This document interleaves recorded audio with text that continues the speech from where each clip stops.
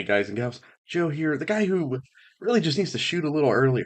I was busy last night, so I had to watch the fights later. And I instead of like shooting it like right after I watched the fights, I just was like, oh, okay, cool. Let me get a script going and I'll work on it and then I'll shoot it. And then I was like, oh, it's getting late. I gotta pedal to the metal here.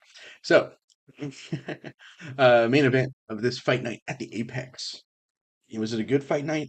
Not really. Like in terms of entertainment, oh, it was actually pretty good. I'll get to it. There's two fights that were pretty good, you know? But in terms of things mattering, no, not really. And that's something we just kind of expect with fight nights nowadays.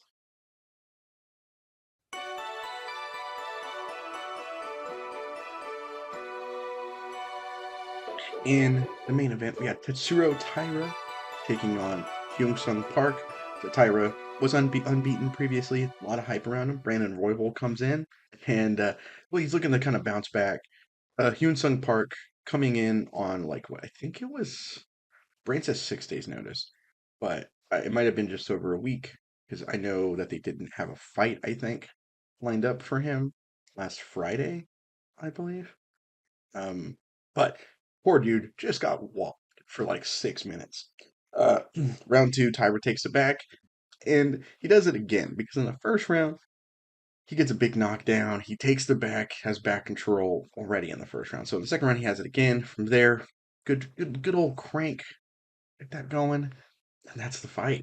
Tatsuro Taira looks very good in this fight. You have to take into consideration the like. You have to. This is a great performance, but you have to take into consideration all the context around it, which is opponent that came in very short notice. It wasn't who it was supposed to be, and it isn't an opponent that necessarily he probably should be fighting. So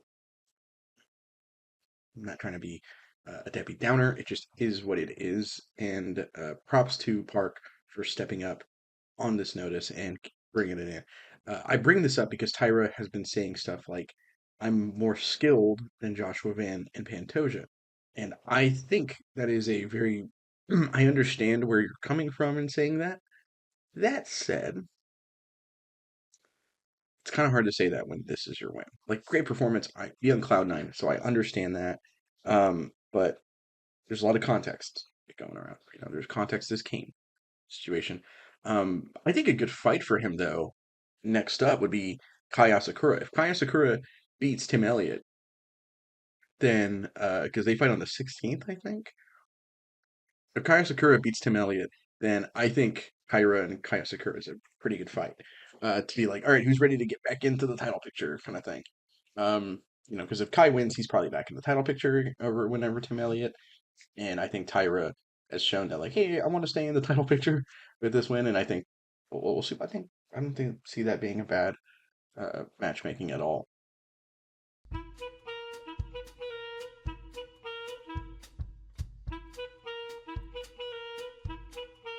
Co-main event. This was one of the two fights where I was like, oh, this was a lot of fun. Chris Duncan versus Mateusz Rebecki, just a brawl. This fight was surprising for me with how fun it was. These dudes just beat the hell out of each other. Rebecki's eye, I think was it his right eye, I think, going into the third round was just a mess. It was destroyed and it was awesome. But Chris Duncan does win the unanimous decision win. Super, super, super good fight. These dudes just kind of beat the hell out of each other. It was just constant. Like the pace was just nonstop. And to me, it felt like they almost saw the fight prior to them and went, well, hold on now. Because right before them, Esteban Ribovic and Elvis Brenner, a unanimous decision win for Ribovic. But another fight of the night contender. I thought this was probably my pick, maybe. But these dudes just went back. Actually, the Rebecki fight, the Rebecki Duncan fight was probably more competitive. So I might lean that one. I don't know. Two really good fights, like back to back. Um, they were just beating the hell out of each other in the striking. Uh, and with Ribovic getting the better of the striking throughout the exchanges, but both dudes were just letting it rip. Low kicks, body kicks, head kicks, punches everywhere.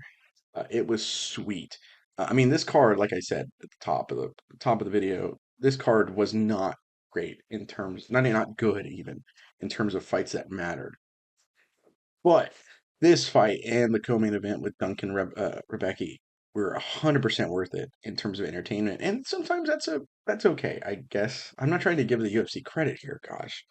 I don't want to be that way, but these two fights kind of saved the card for me in a little bit. Wow, just yeah, Rebovich is really fun. He fought last year on Noche UFC, which probably one of the best main cards, uh, like on a pay-per-view ever for me was last year's Noche UFC. So that's one reason we were so high on Daniel Zellhuber. You know what I mean? So then Carl Rosa beat Nora Connolly by unanimous decision. Neil Magny beat Elijah Zaleski dos Santos by TKO in the second round. Remember when that guy was like only had like one loss or like a draw in the UFC and had like a huge streak going, and then like poor dude just kind of like been really spotty lately. Um, he had that really crazy fight with Benoit Saint Denis. Um, and he also has a wheel kick win over Sean Strickland. Check that one out. If you're not a Sean Strickland fan, that one's pretty fun. Uh, but yeah, both these guys, Zaleski dos Santos kind of came out, was doing really well with like his wrestling, mixing up his wrestling with the striking. And I thought he snuck the first round for sure. Second round, Magny in a scramble fest gets the back and just starts pounding on Zaleski dos Santos and just TKO win. You know, gets the back. Zaleski can't move. It's over. Fight wasn't bad at all. It was a pretty good fight. And what's crazy to me is Neil Magny moves up the ladder for the all-time UFC wins leader. It's wild, right? Like he might be a first ballot Hall of Famer because if he gets that record, right? Like I think Jim Miller is, right? So in my brain, if Jim Miller is a Hall of Famer to me, like this awesome company man, I hate being this way, this company man gatekeeper, you know, like the same way Bisping pre-title was probably a Hall of Famer in the same sense. I Magny should be as well, right? Like Magny, I don't think ever had the ceiling that those guys had. Obviously, with Bisping had a ceiling, like became champion later. But I Magny Hall of Fame, like has that career. Like if we put Cerrone in, then Magny should be in, right? Is kind of my mentality with it. Because I think those guys kind of had the similar ceiling. Cerrone did have at one point a crazy run at lightweight though, where he got a title shot. So, you know, there is that. Kevin Vallejos. I don't know why did I struggle with that. My English and Spanish speaking tongues were colliding there. Kevin Vallejos beat Danny Silva by unanimous decision to open up the main card. Reagan Nakamura came out throwing some body kicks and got a 62-second body kick TKO over Nathan Fletcher. That was dope. I love you. You guys know I love me a good old fashioned body attack, and that one was dope. I thought. Adolfo Vieira got a unanimous decision win over Trijan Gore after Gore missed weight. Gore missed weight, I think, by like a pound and a half. I'd be wrong though. Feel free to correct me if I am.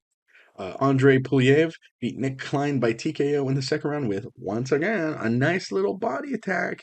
Some punches afterwards. Austin Bashi got a rear naked choke win over John Giannis by rear naked choke. Rafael, I said rear naked choke twice in that. My notes are terrible. I wrote these when I was watching the fights.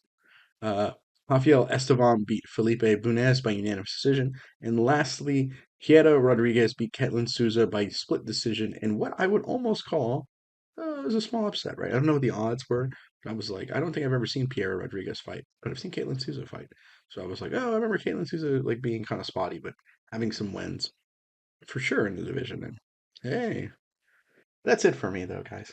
As always, please feel free to check out everything. We got new interviews on the main channel or on INC Live. We got a new interview with one of Karate Combat's biggest guys. We got a lot of things coming up. So, oh, excuse me, I'm trying not to sneeze right now. Ooh, apologize. Yeah, we got a lot of things brewing up, and the new and revamped. I don't want to say improved because that's for you guys to decide. Me and Carl will be trying to do a new kind of format and styling for the preview show coming on Saturday. It looks like, I believe Saturday, because next week is my dates lining up correctly. I believe next Saturday, not the 9th, it's the 16th. is the next pay-per-view card with DDP and all that. So me and Carl will get to try and shoot a preview show this week. But that's it for me. I'm Joe with the INC. Thank you so much for watching.